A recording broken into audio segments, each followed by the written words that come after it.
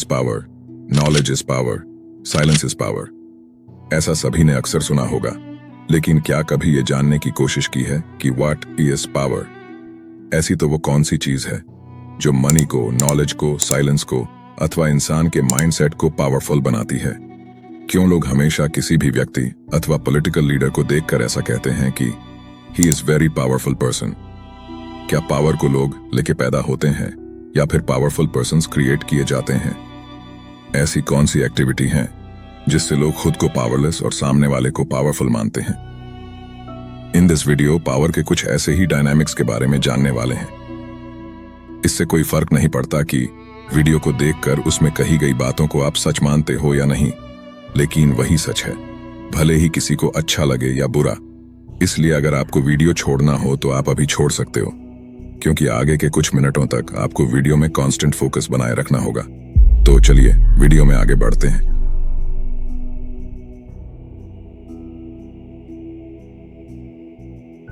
Nearly all men can stand adversity, but if you want to test a man's character, just give him power. Power मतलब अगर उसका सही अर्थ निकाले तो सत्ता अथवा अथॉरिटी। अब सत्ता यह वर्ड सुनकर ही 50% कंसेप्ट क्लियर हो जाता है, क्योंकि सत्ता मतलब किसी को भी अपनी मर्जी के अनुसार उंगलियों पर नचाने का खेल। तो ये रही डेफिनेशन।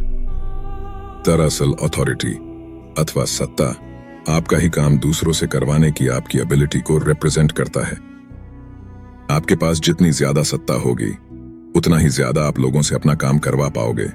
सो अगर सिंपल मीनिंग में समझें तो power means to control others. अब कंट्रोल ये वर्ड ऐसा है जिसे सुनकर हर किसी के दिमाग में सिर्फ एक ही मीनिंग घूमता है, जो है मैनिपुलेशन। ये पॉसिबल है कि पावर का इनडायरेक्टली मीनिंग भी मैनिपुलेशन हो सकता है, क्योंकि पावर के हद से ज्यादा डायनामिक्स लोगों के एक्शंस को मैनिपुलेट करने के बेस पर ही होते हैं। और अक्सर जब लोग आपकी बातों को सुनते रहते हैं तभी आप उन्हें मैनिपुलेट कर पाते हो। तो इसी तरह पावर डायनामिक्स के दो सबसे इंपॉर्टेंट टॉपिक्स इंट्रोड्यूस्ड होते हैं, इन्फ्लुएंस और कंपल्शन। इन्फ्लुएंस आप जो चाहते हैं वह काम करवाने के लिए लोगों को प्रोत्साहित करना। कंपल्शन आप जो काम करवाना चाहते हो उसे दबाव पूर्वक करवाना। इस बात को एग्जाम्पल से समझें तो किसी एम्प्लॉय को लॉयल्टी और अपनी कुशलता के बेस पर आगे जाने के लिए प्रोत्साहित करना मतलब इन्फ्लुएंस। और किसी एम्प्लॉय से कोई भी काम वीकेंड्स में भी जॉब से रिफ्यूज कर देने का डर दिखाकर जबरदस्ती दबाव पूर्वक करवाना मतलब कंपल्शन। रोजमर्रा की जिंदगी में सत्ता का इम्प्लीनेशन अथवा पावर का इस्तेमाल इन्हीं दो डायनामिक्स के बेस पर किया जाता है। हालांकि influence is much more effective than compulsion, क्योंकि आमतौर पर इंसान अपनी मर्जी से ही अपना हर काम करना पसंद करता है, ना कि किसी के दबाव में आकर।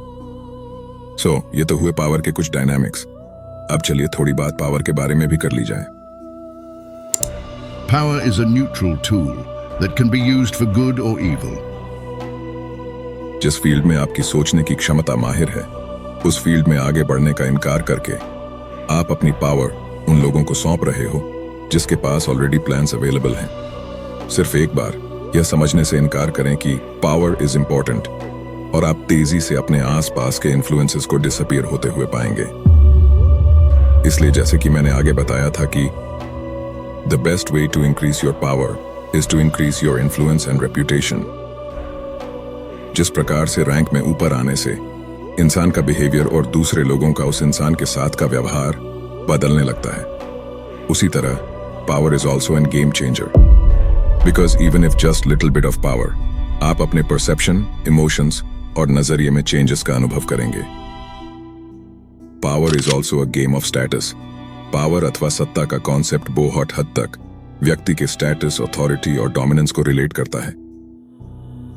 पावर अथवा सत्ता के बढ़ने से इंसान का ईगो भी बढ़ने लगता है, क्योंकि वह ऐसा फील करता है कि सभी लोगों के मुकाबले उसका स्टेटस हाई है। पावर का कंसेप्ट अक्सर जनरल लाइफ में बुराई अथवा अन्याय के नजरिए से देखा जाता है, लेकिन उसका उपयोग करना as a human being important भी है और एक्सेप्टेबल भी। पावर के कॉन्सेप्ट को इस तरह से अगर डिकोड करने का ट्राई करते रहें तो हो सकता है कि यह वीडियो 2 से 3 घंटे लंबी हो जाए, क्योंकि यह टॉपिक इतना विस्तृत है कि अगर गूगल पर इसकी रिसर्च की जाए तो हो सकता है कि सभी वेबसाइट्स पर आपको सिर्फ इसकी डेफिनेशंस ही सेम मिले, क्योंकि हर व्यक्ति अथवा क्रिएटर के इस टॉपिक के ऊपर अपने अपने अलग मंतव्य प्रेजेंट हैं। कोई पावर को एज अ सत्ता मानता है तो कोई एज अ मनी, और वही कोई और इसे एज अ पॉजिटिव एनर्जी के रूप में कंसिडर करता है। इससे कोई फर्क नहीं पड़ता कि किसी का इसको लेकर क्या पॉइंट ऑफ व्यू है, बल्कि फर्क इससे पड़ता है कि आप पावर को किस तरह से समझते हो।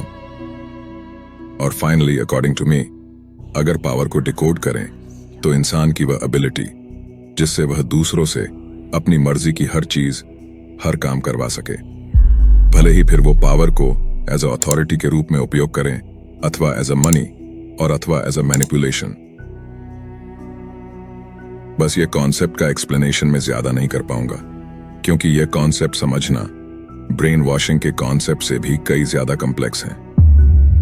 लेकिन हो सकता है अब मेरी बात सुनकर आप वीडियो के लाइक और शेयर बटन को हिट करने से नहीं रुकेंगे, क्योंकि वीडियो के एंड में आपको बताना चाहूंगा कि इस वीडियो में 2000 व्यूज क्रॉस होने पर मैं आपके लिए 48 लॉ ऑफ पावर के हर पर्टिकुलर लॉ के ऊपर सेपरेट वीडियो बनाने का सोच रहा हूं। अगर आपकी भी इसमें सहमति है तो वीडियो के कमेंट सेक्शन में आप यस टाइप करके सहमति दिखा सकते हैं। और इस सीरीज को चालू करने के लिए इस वीडियो का 2000 व्यू क्रॉस करना मैंडेटरी है। सो फटाफट से वीडियो को शेयर करिए। चलिए मिलते हैं अपनी अगली वीडियो में। Thank you for watching video till end. Video में अंत तक बने रहने के लिए आपका धन्यवाद। Powered by the dark laws.